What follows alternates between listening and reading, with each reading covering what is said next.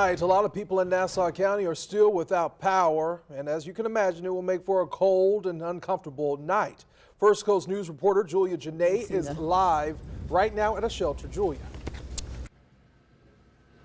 Anthony, we're here in Hilliard where, like you said, very uncomfortable. I can only imagine being inside right now and feeling the way it feels outside. Here on our First Coast News app, it says it's 31 degrees here in Hilliard and it feels like 24 degrees. Now, on the street where the shelter is, the senior high middle school of Hilliard, they did have their power out in this area, but within the last hour, we've seen some of the lights along these streets with their power restored. And here's a look at the reason why. These power trucks and utility crews have been out around the clock, and they will continue to do that into the night to get that power restored. They're out there evaluating those power lines that may have had ice on them earlier today. Now, this shelter was set up for people who just need a place overnight to stay. Now, the Nassau County EOC says their senior high middle school shelter, it's here for those. They say you can come anytime overnight through the morning. Just be sure to bring your own bedding.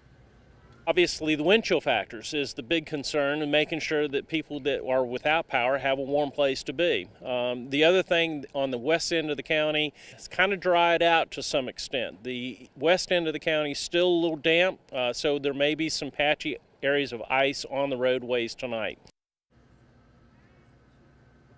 Now, the EOC estimates that those with service through FPL, most of those people could have power by the morning. Those with the Okefenokee Electric Company, they're just not sure. They're going to evaluate that in the morning to see when those people could be expecting to get their power on. If you're trying to keep warm overnight and you're using a generator, remember to use caution when using them. Make sure you only use them outdoors and away from windows and vents that may back up into your house. And if you're using any kind of an open flame or gas appliance, always just remember that you don't want to leave that on while you are asleep. For now, reporting live from Nassau County, Julia Janae, First Coast News on your side.